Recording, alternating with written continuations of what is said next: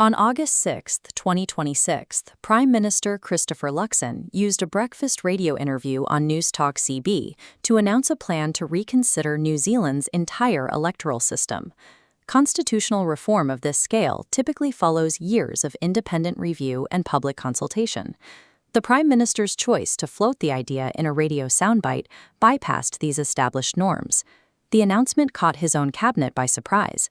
When questioned later that day, 6 different ministers were unable to confirm if an MMP referendum was official government policy or if the caucus had even been briefed. Electoral law experts responded immediately. University professors labeled the unexpected move a brain explosion and described the prospect of a sudden referendum as a nuclear option. This level of internal confusion suggests the proposal was not the result of a coordinated policy process, but a sudden shift in strategy that bypassed the standard levels of cabinet oversight. New Zealand has held this debate before. In 2011, 57.8% of voters participated in a referendum and chose to retain the mixed-member proportional system. Winston Peters, a leader within the current coalition, was quick to criticize the new proposal. He publicly described the move as an attempt to consolidate power and reduce the democratic representation afforded by the current system. Luxon explained his reasoning by focusing on the difficulty of managing coalition partners. During the interview, he expressed frustration with having to include yahoos or numpties from other parties in the cabinet decision-making process. This framing presents the referendum as a neutral check-in on the system, even as the Prime Minister explicitly identifies his own political partners as the problem he is trying to solve. The specific target of this proposal is an obscure part of the electoral system known as the Overhang provision, a mechanism the Electoral Commission recommended removing in a 2012 review that was never implemented. This chart shows the results for Te Pāti Māori in the 2023 election.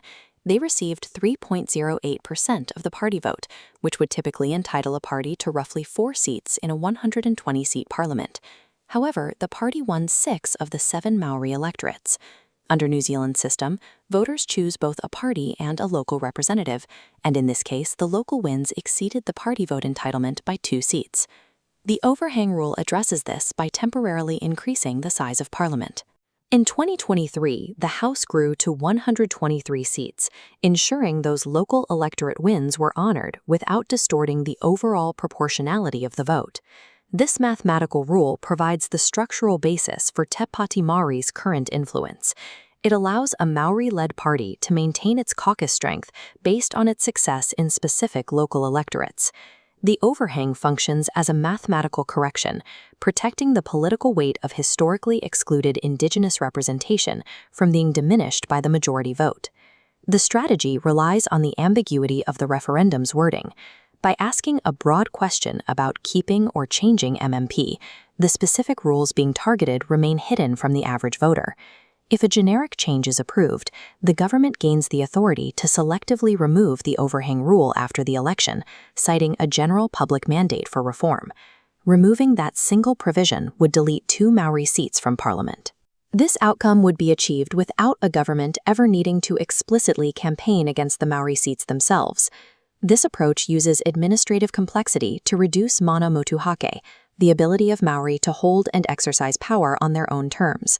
The government has also proposed bundling the MMP referendum with a separate question about extending the parliamentary term from 3 years to 4. This move contradicts the government's own recent actions. 6 months ago, they shelved the 4-year term proposal, claiming there was no longer enough time to organize the referendum. Legal experts warn that combining these 2 different constitutional issues will confuse the public. A voter's stance on the length of a term often depends on which electoral system is used to fill the seats. Bundling these complex issues forces a distracted public to make sweeping constitutional decisions without a clear understanding of how the different changes interact. This constitutional debate is being prioritized while New Zealand faces a decade-high unemployment rate of 5.6%, with 166,500 people currently out of work. National and ACT are the primary beneficiaries of this shift. Removing the overhang rule would lead to cleaner majorities for the largest parties and less accountability to Maori and minor party representatives. This referendum is a targeted challenge to rangatiratanga and the structures that protect collective authority. Understanding the mathematics of the system is the first step in ensuring that political representation remains transparent and fair.